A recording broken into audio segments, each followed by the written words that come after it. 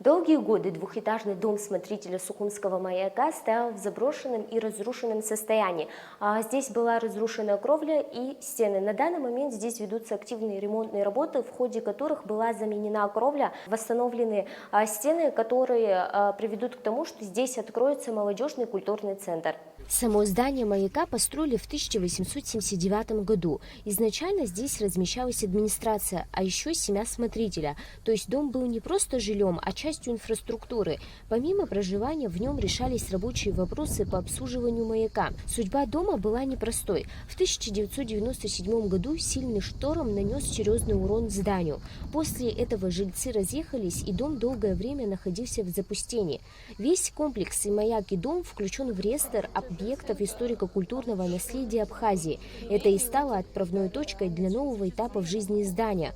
Руководитель проекта «Хаб-маяк» Михаил Кирия отметил, что в рамках проекта их задачей было сделать здание эксплуатируемым и защитить его от дальнейшего разрушения. С этой задачей они справились, однако в будущем необходимо провести реставрационные работы. Восстановление этого места достаточно знаковый момент, потому что Институт экологии, в ведении которого находится вся эта территория, долгое время пытался привлечь нужное внимание для того, чтобы восстановить такой интересный исторический объект. Но с появлением вот этого конкурса созидателей нам удалось получить эту грантовую поддержку и начать первые шаги по восстановлению этой территории. И мы очень надеемся, что после этого нашего, скажем так, открытия нашего центра молодежного здесь мы сможем получить и дальнейшую поддержку. У нас существует благотворительный фонд «Сухумский маяк», который создан для долгосрочного управления этой территорией и аккумулирования средств на поддержку всех исторических объектов, которые здесь находятся.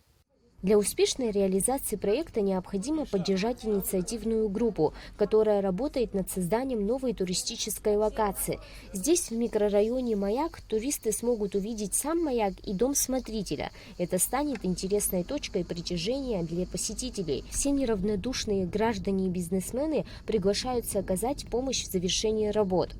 Мы же со своей стороны хотим обратиться к нашим неравнодушным людям, к бизнесу, в частности, который работает в сфере туризма. Это еще одна возможность, это еще одна локация для продвижения нашей страны, для того, чтобы сделать ее интереснее, приятнее для посещения. Мы хотим, чтобы мы все вместе объединились и смогли завершить данный проект. Здесь нужно не так много еще сделать осталось, но в первую очередь мы говорим о благоустройстве территории. Нужна техника, которая доведет до ума этот двор, и значит, он станет таким приятным, классным для того, чтобы ребята могли открыть свой проект. После завершения работ в доме смотрителя планируют открыть многофункциональный центр для молодежи, студентов и жителей района, а также музей, посвященный истории маяка. Открытие маяка состоится 1 августа. Милана Агарба, Давид Хашиг, Абхазское телевидение.